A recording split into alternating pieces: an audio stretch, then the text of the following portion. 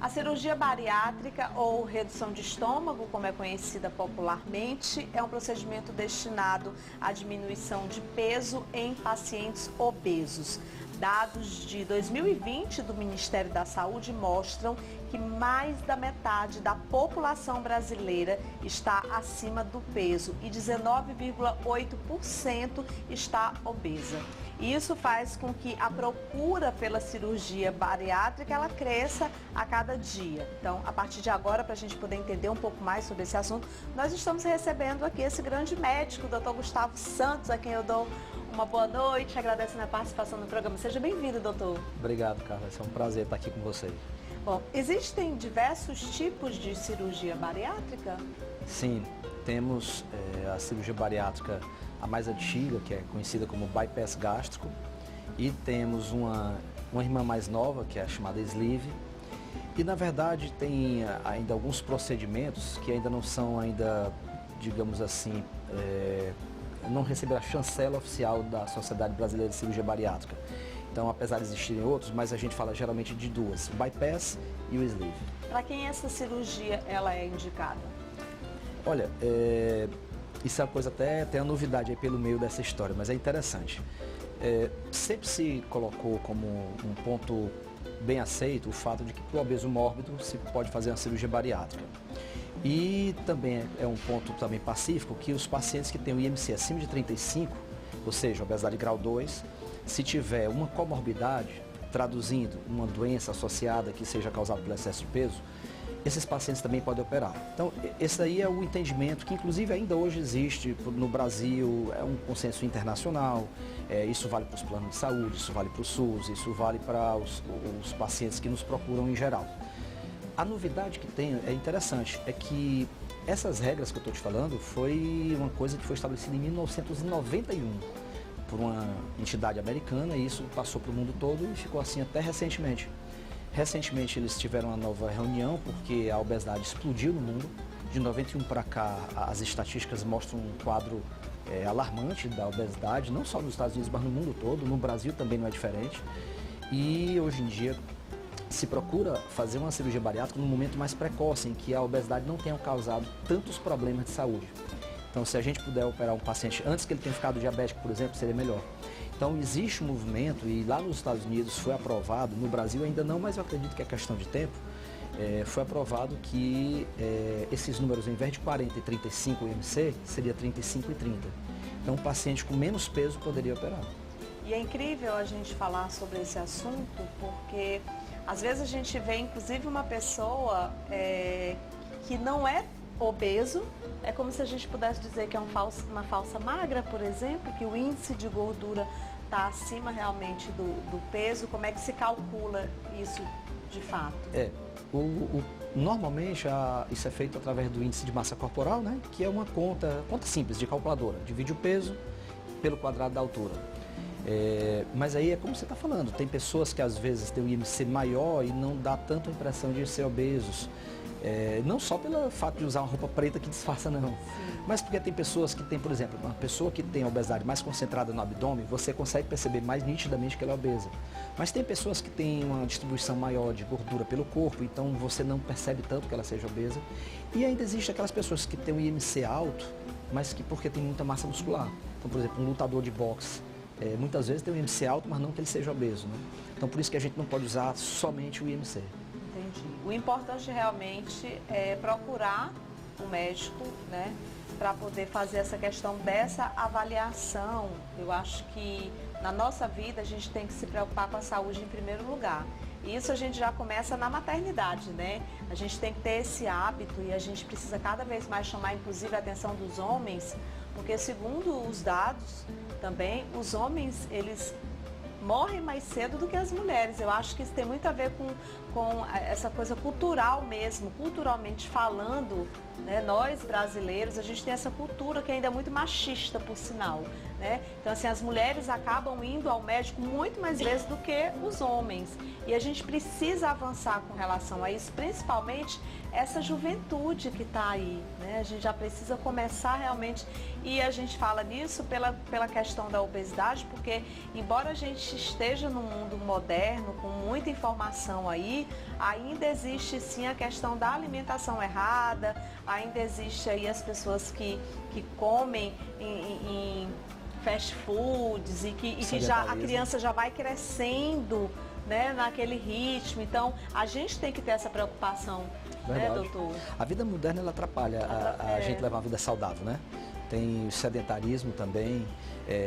Você poder comer uma comida mais saudável faz toda a diferença. Se você for observar os países que têm menor índice de obesidade, geralmente são os países que mais comem alimentos in natura, os alimentos naturais. Sim.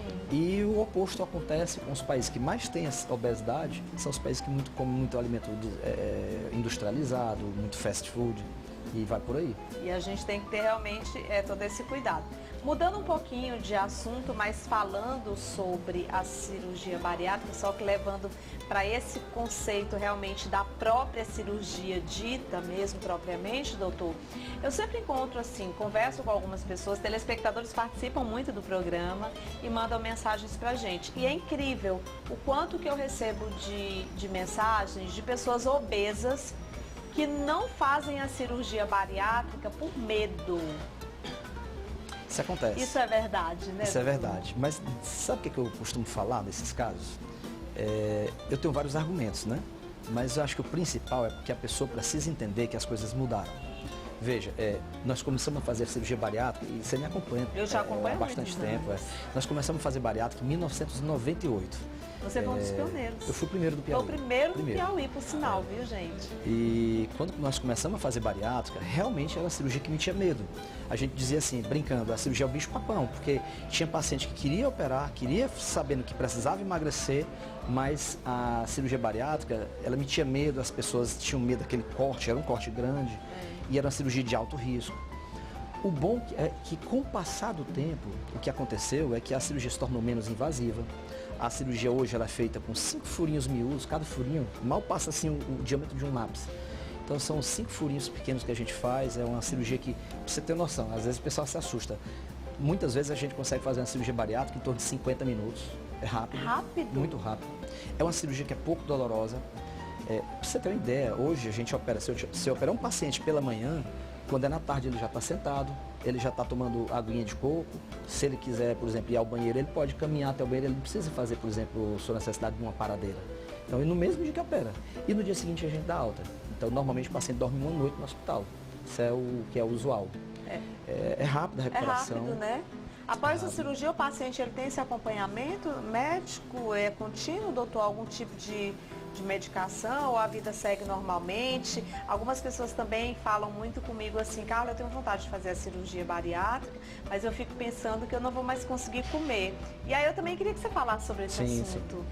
Sim. Só concluindo o raciocínio anterior, que eu esqueci de falar.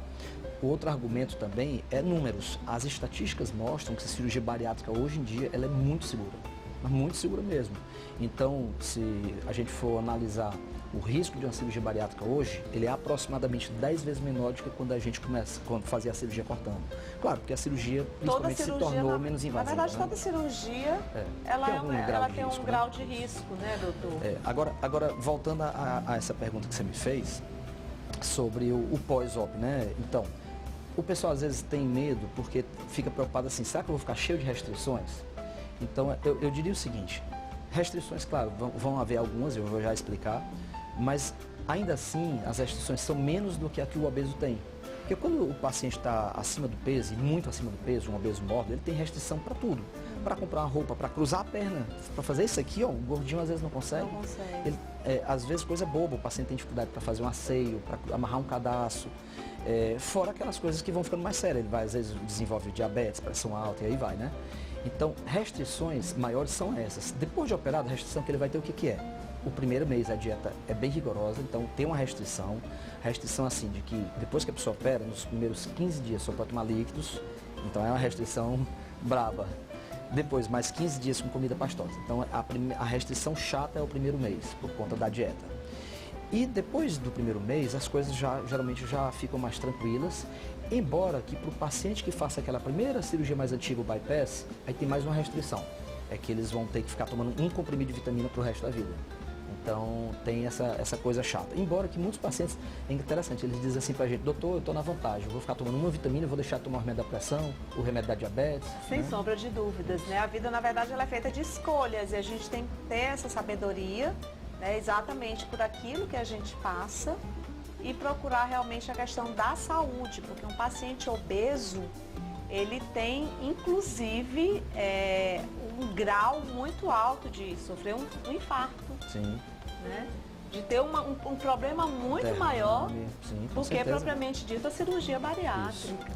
Você sabe, é interessante, quando a gente analisa os números, a gente consegue ver mais claramente.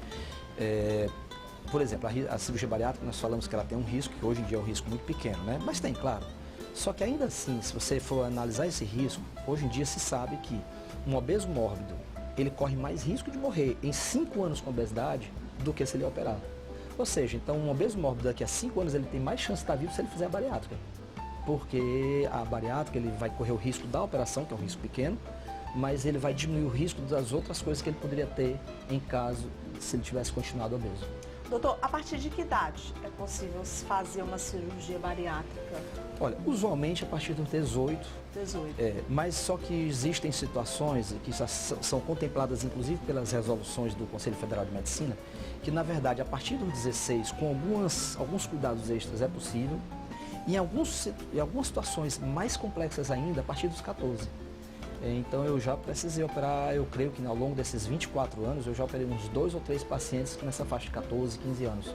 E nenhuma das vezes a gente se arrependeu, porque valeu muito a pena. Muito a pena, né? Eu acompanho o doutor Gustavo há muitos anos, como ele disse, e sei, assim, do trabalho que ele faz com muito amor. Né? Ele foi pioneiro aqui em Teresina. E a clínica do Dr. Gustavo, inclusive, é muito emocionante. A gente ouviu os casos e relatos de tantos pacientes que já passaram por ele, já foram mais de 3 mil. Mais de 3 mil cirurgias, entendeu? Então, assim, eu sei que, além disso tudo, existe todo o envolvimento com teus pacientes, né, doutor? E você tem essa preocupação também com a questão psicológica. A saúde mental, ela é tudo.